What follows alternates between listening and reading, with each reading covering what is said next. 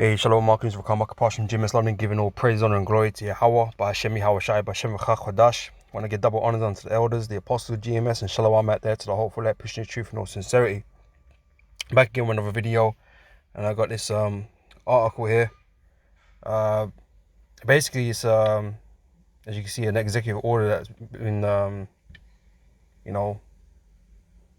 put forth by Mr. Biden, President Biden. Right, speaking on the advancement of biotechnology. Right, if you remember, this guy was the same guy when he was in the Senate, talking about ruling on implants. Right, that would be deemed biotechnology, right? Because that would be in your body, right? And so he's got this executive order here that comes into effect. When was it? January next year. Let me read some of it. It'll probably pop up in a second. Oh, here we go, right? January 20th. No, that's not it.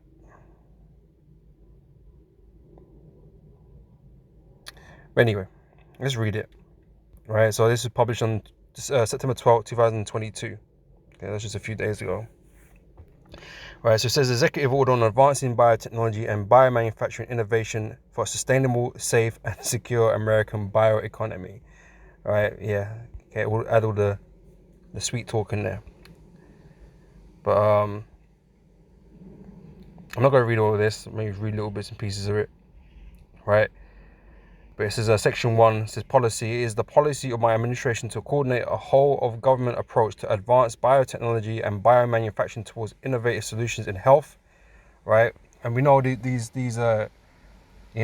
speaking on the MOTB, okay, these implants, right? They've been spoken about, during the whole, pestilences that have been going on, right? It's been spoken about before, right? So they heavily gear this towards health. All right. You also got the brain ones out there, okay, that can help people with their, bodily functions and whatever. You got Neuralink and whatever. All right. So these things are being developed. These things are, quote unquote, used for health, right? This is climate. This is climate change. Another thing they're pushing right now, heavy, right? Energy, food security, another problem right now, right? And energy, right?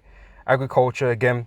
Supply chain resilience and national economic security, right? All things that, this world has been suffering of late, right? And so you can see that they're going to push this a lot because the world is suffering real problems right now, all right? It's essential to this policy and its outcomes are principles of equity, ethics, blah, blah, blah, blah. They don't care about that. Safety and security,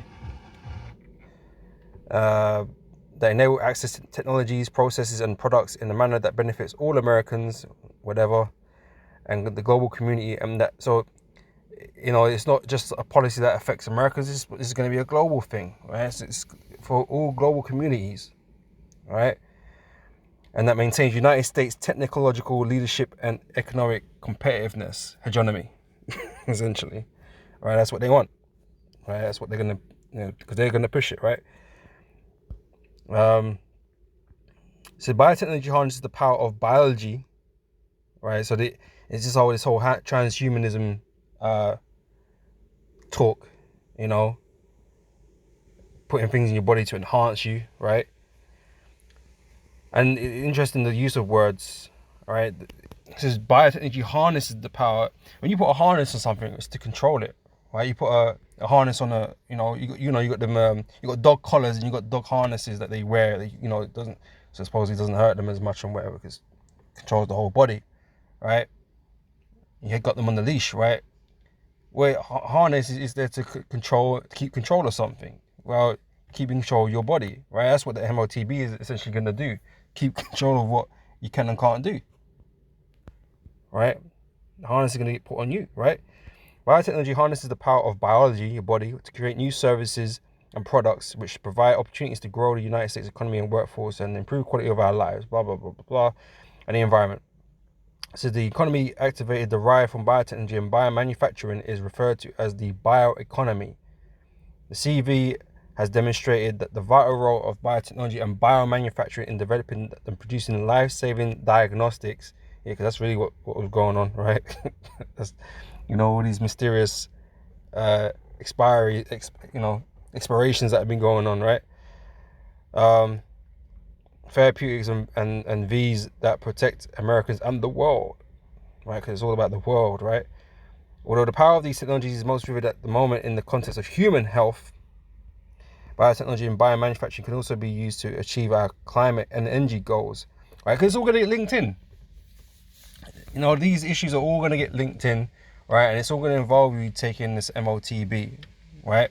The implant, right? And that way they can control that. They control how much energy you use, how much how much your ration to use, with the blockchain technology, right? They can do all that. CBDC, they can control all of that through that chip that's that implantable that they can put in your body, right? In your right hand, in your forehead, as the scriptures say, right? So they're all interlinked. And they're making all these issues interlinked, right? It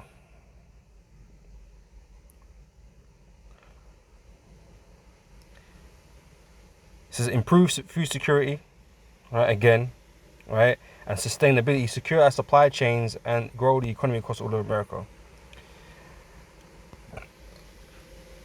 So for biotechnology, and it's like they use the word bioeconomy. That's all they see people as, an economy, right? Something to make money off and control and manipulate, right? Resource. That's it. For biotechnology and biomanufacturing to help us achieve our societal goals, who is determined by who? The United States needs to invest in foundation scientific capabilities. We need to develop genetic engineering technologies, right, and techniques to be able to write circuitry for cells and predictively program biology in the same way which we write software, right? So that on the surface of it, it sounds, oh yeah, they're trying to get rid of, bad genes, ones that lead to health issues and stuff like that, CRISPR and all this stuff here, gene editing, right? To get rid of disease and whatever. But it's manipulation. That's essentially what they did. It's what it is doing, manipulating the body. Now, the MOTB, guess what? Especially with the mind, with the brain ones, right? They can manipulate your body, manipulate your thoughts, your feelings. You ever watch the movie Equilibrium? The man was dumbed down, man. They had to keep taking that what was it, a pill, an injection or something like that, man, to keep their emotions locked off. Well, they can do that with the the brain implants. They can do that. All right, so it's all about manipulation and control of your bodily autonomy.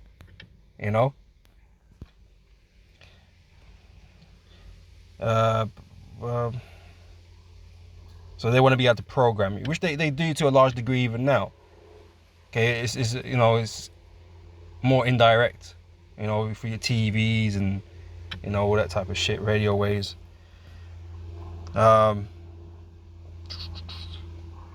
This is unlock the power of biological data, including through computing tools and artificial intelligence and advanced science, scale up production while reducing the obstacles of commercialization, so that innovative technologies and products can reach markets faster.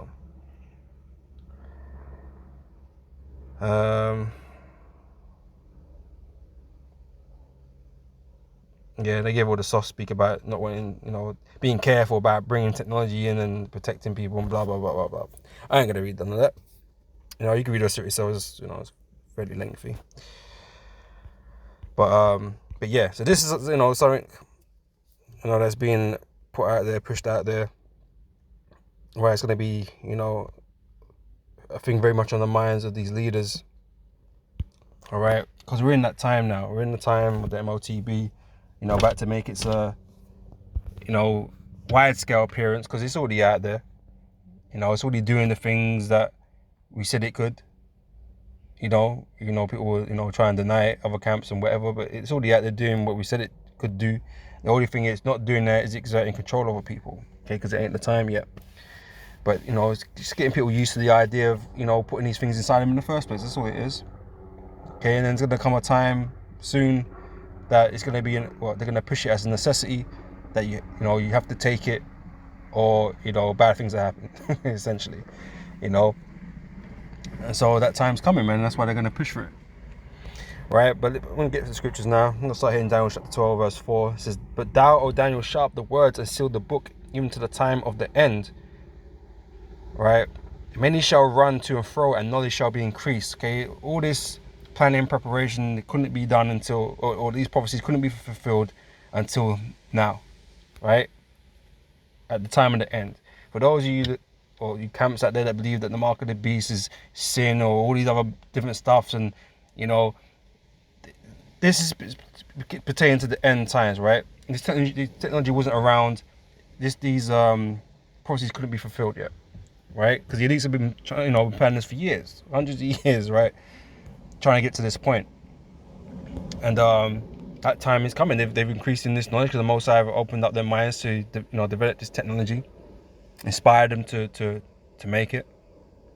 All right, and now eventually, everything's gonna come together, and then again the MOTB, that mark of the beast, is gonna raise his ugly head, right, to fulfill prophecy.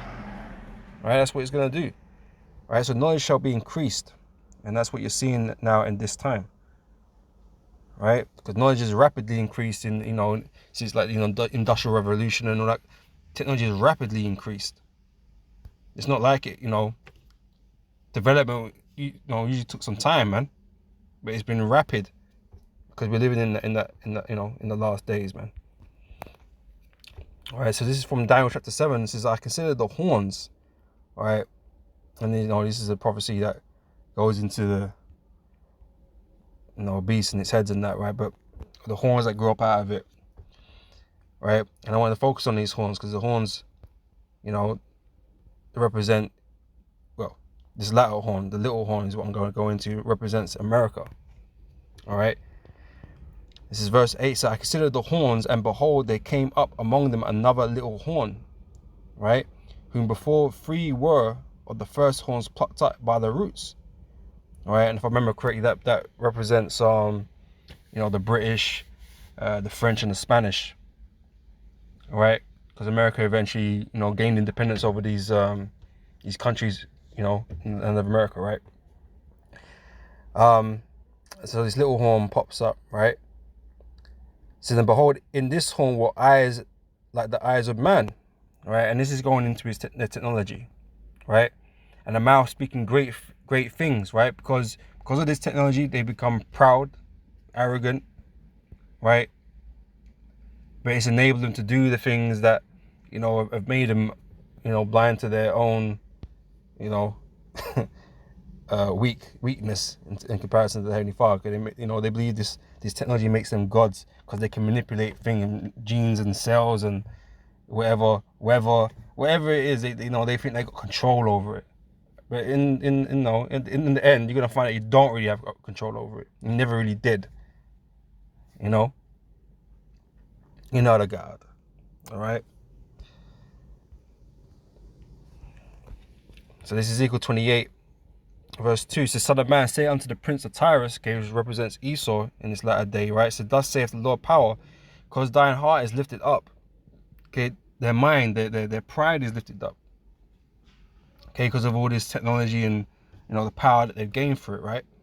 So thus saith the Lord, because thy heart is lifted up, and thou hast said, I am a God, and I sit in the seat of God, in the midst of the seas, in the midst of the nations, right? Yet thou art a man, you're just a man, right? And not God, though thou set thy heart as the heart of God. Behold, thou art wiser than Daniel. Knowledge shall increase, right? They've gained knowledge of so much stuff, right? There is no secret that they can hide from me, because another scripture says, every inward thought of them in the heart is deep, and they do a diligent search, right? That's that scripture, right? So they seek out things, man. They go heavy into it. That's why things have developed so rapidly, because Most High put that spirit upon them. And that's why all this technology has been developed, which is really just remakes of ancient technology. You know, that's what it really is. Yeah, I mean, that's like mass produced, you know.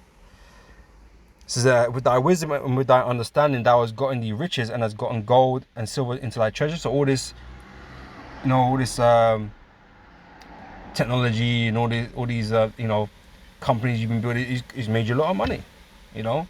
All this devilry you've been creating is brought you a lot of money, man. It says, by thy great wisdom and by thy traffic hast thou increased thy riches, and thy heart is lifted up because of thy riches. And you got the money and the power, right? No one can really say do nothing about you, right? You rule from the shadows. No one can even see you. Don't understand what it is that you're doing. You think you got the game on lock, all right? But the Most High sees you, man. He knows everything that you're doing. So therefore, thus saith the Lord power, because thou hast set thine heart as the heart of God. Behold, therefore, I will bring strangers upon thee, the terrible of the nations, and they shall draw their swords against thy beauty of thy wisdom, and they shall defile thy brightness, and they shall bring thee down to the pit, and thou shalt die the deaths of them that are staying in the midst of the seas. Will thou yet say before him that slayeth thee, I am a God? But thou shalt be a man, and no God, in the hand of him that slayeth thee. All right. So they've become increasingly proud since, you know, they got all this power and this wealth, and, you know, all these different technologies that they got. They got, you know, they believe that they surpassed the Heavenly Father with the technology that they got. That they can defeat angels and God and all these types of things. They got lasers, nuclear weapons. They're just super proud of all the things that the Most High have given them. Okay, which is inferior to what the Most High has, you know. This is Ecclesiastes chapter 12, right? So he's still going to bring in all these technologies, well, these technologies in the implantables and whatever, and you know, he's talking like it's here to help mankind. You know, we're going to, you know, protect people. You know, it's not going to be used for nefarious reasons and whatever, right? But the scripture tells you this, Ecclesiastes verse 12 and 10, chapter 12 verse 10. It says, never trust thine enemy, right? And Esau is the enemy of everybody, right? None so more than us, but he is actually enemy to life in itself, right? This guy can't be trusted with the power that he has, right? He always abuses it, right? Always, right? So to trust him, to believe that this technology is going to make your life better. I mean, on the surface, it's going to seem like it makes your life more convenient, but the real purpose of this technology isn't for your own, not for your convenience, right? It's for, you know, your entrapment, okay, to enslave you, to control you. That is why he's bringing these things in. All right, and you know, at the point where, you know, he pushing the MOTB, man, that'll be when he's got you, when you all start taking it, thinking that it's gonna help you, when it ain't really, because it ain't designed to help you. All right. So never trust thine enemy, for like as iron rusteth, so is his wickedness. Though he humble himself and go crouching, yet take good heed and beware of him. And thou shalt be unto him as if thou hast wiped a looking glass, and thou shalt know that his rust have not been altogether wiped away. Okay, so this devil hasn't changed. You know he's always abused his power. Look at his history; he's always abused his power. All right. Though he humble himself and go crouching, yet take good heed and beware of him. Slakia. Verse 12. Set him not by thee, lest when he have overthrown thee, he stand up in thy place. Neither let him sit at thy right hand, lest he seek to take thy seat. And thou at the last remember my words and be pricked therewith. Who will pity a charmer that is bitten with a serpent, or any such as come nigh a wild beast? So when it goeth to a sinner and is defiled with him and he sins, who will pity? Alright, so, you know, we're out there spreading the word, teaching the truth, right? We're warning the people, right? But if you want to go ahead and side with Esau and trust in Esau, and, you know, like General Yohana, you know, he trusts in Esau, he believes, you know, he knows he's the devil, but, you know, just do it, do what he says, right? If you believe that, you know, we ain't gonna feel sorry for you, man, because we told you. Okay, we warned you. Right, we've wiped the blood of our own hands. All right, that's on you now. All right. So verse 15: for a while he will abide with thee, but if thou begin to fall, he will not tarry. An enemy speaketh sweetly with his lips. All right, and you know that's what they're gonna do. They're gonna market it, like I said, groundbreaking shit that can help change your lives. change your life around, cure you of illnesses and, you know, ailments and whatever. And yeah, you know, be so useful, so convenient, right? That for some people that's gonna fool them, right? But it's just a coercion. That's what it is. He's having you on. You know, he's telling you what you want to hear, and you're simple enough to believe it. The simple believe every word, right? A lot of people are gonna believe that because, you know, they don't like to believe in conspiracies. They don't like to believe in there's an elite out there trying to, you know, do wickedness in the world. Even though all that's going on in the world is fucking wickedness, man, and these people are in control, you know. So evidently this is a wicked world run by wicked people, you know. But anyway, this is And then he speaks sweetly with his lips, but in his heart he imagineth how to throw thee into a pit, right? He's already plotting your demise. He's already plotting the people's demise, right? How to throw thee into a pit. He will weep with his eyes. He'll do what you have to try and convince you until, you know, that's no longer good enough. And then, you know, he'll just revert back to his main blessing, which is the sword, which is by force, by violence. You know, he's a devil, so he'll try and lie to you first because it's the easier way. It's the easier, less resource intense. You know, lying to you and people believe in lies, that's the easier way. But when them lies don't work so well anymore, that's when the force comes in. Now you don't give a fuck what you think. And that's how it's gonna go down. Right? With these with the rollout, right? This is if adversity come upon thee, Salakia, and let me speak sweetly with his lips, but in his heart imagine if had to throw thee into a pit, he will weep with his eyes, but if he find opportunity, he will not be satisfied with blood. If adversity come upon thee, thou shalt find him there first, and though he pretend to help thee, yet shall he undermine thee. Okay? It's nothing but false pretense. He will shake his head and clap his hands and whisper much and change his countenance. Right? You're gonna see the devil. You're gonna see him like we see him. You know, in that day. All right.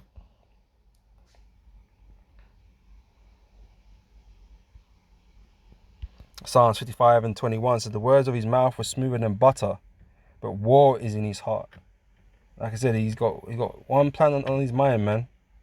All right, and that's to control and to destroy. That's what he wants. Right? He wants to establish his NWO, his forever kingdom. Okay, but guess what? He's not been prophesied or given an everlasting kingdom, so he can't have that. That's not for him. All right, but he thinks if he does things this way, he can achieve that.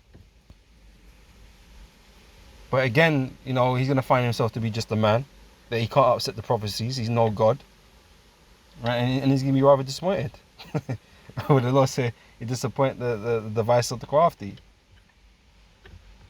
You know, the words of his mouth were smoother than butter, but war was in his heart. His words were softer than oil, yet they were drawn swords. All right. His Daniel 8:25 says, and through his policy, also he shall cause craft to prosper in his hand. Right? Like I said, he's been successful with all these ventures and technologies that he's been creating. Right? It says it shall prosper in his hand, and he shall magnify himself in his heart. Right? So he's made him proud. And by peace shall destroy many. Right? So this devil changed up the tactics. Right? We've known him through history to be just outright the devil. Right? But he always come subtle. Right? He always come like the snake, and he's still coming like the snake. But in the face of people, he seems less violent because it's kept away from them. You know, it's kept behind the scenes. These devils were more open with the violence before, right? But he acted more the snake, right? Ready to strike when the time is right, all right? So he come with the peace talk. He come with the lies, right? But that will be the method how he destroys you, man, with your false sense of security, your false beliefs in him, your false faith in him, because you believe in his words. Right? This is by peace shall destroy many. He shall also stand up against the prince of princes, but shall be broken without hand. That's something. The audacity of him is that he believes that If Yahweh Shai returns with the angels, that he's got something, he got an answer for them. He believes that, man. He even got answers for the Lord and the angels. Like he got some way to defeat them. You know, he's got his contingency plan there already, man. You know, because he knows them UFOs and UAPs, or whatever he wants to call them, man, them phenomenons, right? Like he knows they're a problem. He knows he's got to deal with them at some point, right? And best believe he's been trying to prepare for it.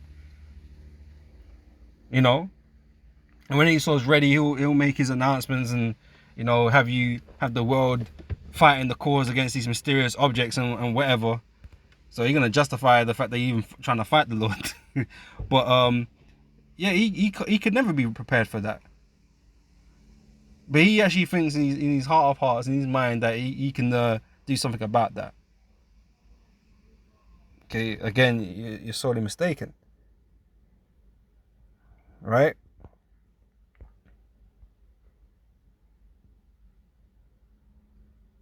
Okay. 2 Corinthians chapter 2 verse 11 says, lest Satan should get an advantage of us, for we are not ignorant of his devices. Okay, we're not ignorant about what this technology is really for. All this technology that's been brought into the world, as convenient as it is, because I'm not going to say it's not, right? It's been nothing but damaging to the earth and to the people. You know? These people got addictions to their phones and social media and shit, you know what I mean? It's just off the charts, man. People are feeling extra lonely even though they're more connected than ever. You know what I mean? It's just damaging people's mental health, damaging people's physical health, right? The world's health, animals, trees, all of that. It's just damaging. It's not, you know, it's not a balanced technology, man. It's not a righteous technology, and the way Esau does things. Right? All it does is you know, cause harm. All right, we're not ignorant of these things, and this technology, what he's going to bring forward, is only going to do the same. All right, so we're not ignorant of what his plans are, what, you know, the technology he has at his disposal, and what he desires to do with them.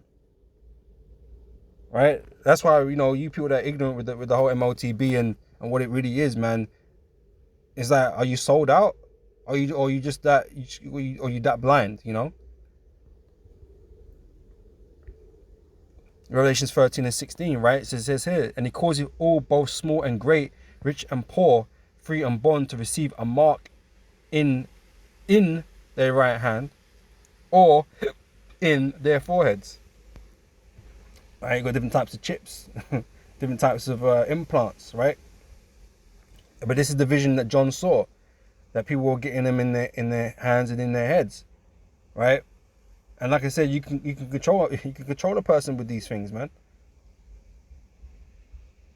All right, especially them brain ones, right? You sit there, when they talk about your circuitry, right? They can fuck up all your circuitry, man. Turn shit off, man. Sitting there drooling, man. You know, man don't know what aggression is. Man's been fully pacified. You know, man, I crack a smile, but there's no actual feeling there. Shit like that. You could do that. They've experimented on plenty of things like that. I remember watching a few of them on bulls and on I think it's some sort of flying insect or something like that. You know, make them aggressive and whatever, and turn it off, just make them docile again, just like that. You know, with electrodes in your head and shit. So he's been playing around with that for a long time. So don't be surprised. All right. So anyway, so he causes all, both small and great, rich and poor, free and bond, to receive a mark in their right hand or in their foreheads, and that no man might buy or sell save he that had the mark. Right. So this is the whole point. This is where the control kicks in terms of your ability to buy and sell. Right. Because right now, you know, things is alright. Things is easy. You know. I mean, yeah, there's a food issues and stuff like that, man. But they're not peak yet. You know, people can still go out there and buy food and shit. Right, and it's easy. You tap your card, tap your phone, put your cash out. You know, but what happens when all that's gone? When the cash is gone, when there's food issues, like literally, like the stores is basically empty, and the government starts controlling the food, starts rationing your food, and there's a financial collapse happens, and all this money that you had is gone, or ain't worth shit because of the inflation. When they start releasing CBDCs, when they start rationing to you your credits, your benefits through these CBDCs, you know, or you have to take the CHIP to, you know, activate your credits and whatever, man, to go and, you know, receive your rations and or whatever. What happens then? Like, once that old system's gone, there's only one thing: the new system. Yeah, it's going to be your only option. And if you're not connected to the new system via that mark, guess what? You ain't buying and selling shit. You know, that's like me going up to somewhere with Monopoly money, literally, and trying to buy something with it. You know, it just won't be accepted. You won't, right? And so people are gonna break at that point and just say, yeah, give me it. You know, otherwise bad things are gonna happen, right? We're gonna starve to death. You know, and that'd be people's breaking point when there's no food or lack of food. And the only access you have for it is through this government scheme, right? People were like, "Fuck this, man." I thought I was hard in it. I thought I was gonna resist, but now my you know, me and my family's stomachs are empty. You know, can't bear this no more. Like I can't see them wither away. You know, so most men will break at that point. You know, for those that are resisting the government and whatever. But anyway. So that no man might buy or sell save he that had the mark or the name of the beast or the number of his name. Okay, I actually think I got to duck out because I'm about to start work, unfortunately. What have I got left? Alright, let me quickly read these couple of scriptures and then close out, right? This is Exodus chapter 21 verse 6, and this is the you know, the point of the matter, you know, why Esau's doing this, right? This is what it, you know, represents, right? So then, verse 5, and if the servant shall plainly say, I love my master, my wife, and my children, and will not go out free, right? Then his master shall bring him unto the judges, and he shall also bring him to the door, or unto the doorpost, and his master shall bore his ear through with it all, and he shall serve him forever, right? This mark is like a digital all, man, right? Which basically pledges your fealty, your, you know, loyalty to Esau as your master, because you didn't trust in the Lord in that day. If anyone that takes that mark trusts in Esau and not the Heavenly Father, man, because these prophecies are here, so we're meant to be mindful of these prophecies while these things are happening. But these people are not going to give a shit because they ain't got faith. They ain't going to believe, so they're going to lean upon Esau, and again, they like they said with Pharaoh, you're going to get pricked in the hand, you're going to get pricked, right? And literally, and you know, they'll take this mark. And then you're pledging your services forever to Esau, man, because they ain't coming out after that. Esau's got you now. Got complete control over you now. Right? Well, until the Most High destroys you. Right? This is what's going to come here, right? Revelations 14:9 said, the third angel followed them, saying with a loud voice, if any man worship the beast and his image and receive his mark in his forehead or in his hand, the same shall drink of the wine of the wrath of the Most High, which is poured out without mixture into the cup of his indignation. And he shall be tormented with fire and brimstone in the presence of the holy angels and in the presence of the Lamb. Right, so you're slated for destruction if you take that mark. Right, there ain't no coming back from it. Okay, no repenting, ain't no taking it out. You know, trying to play fucking, trying to play silly buggers, as my nan would say. Right. They not playing around. You ain't playing around with the Most High. Right? You are marked now. That's it. You know, no take backs. Okay, the Most High got you on a hit list. Right? Verse 11, and the smoke of their torment ascendeth up forever and ever, and they shall have no rest day nor night who worship the beast and his image, and whosoever receives the mark of his name. Right? And that's the bottom line, man. And that's why, you know, as men of the Lord, we're going to resist this to the max. The Lord be with us, you know. Lord willing. Right? But, you know, those that are smart enough to resist, well, if you ain't running with the Lord, man, he's all gonna come for you and take you off the map. You know, he'll be gonna be gunning for all of us, man. But Lord willing, if if we be of the elect, man, we're gonna survive all of this and come out the other side smelling like roses, as they say, man. You know. But you know, I'll get to work now. So I'm gonna say shalom, Lord willing, this is edifying, and I'll catch you brothers and sisters in the next video, man. So next time I say shalom.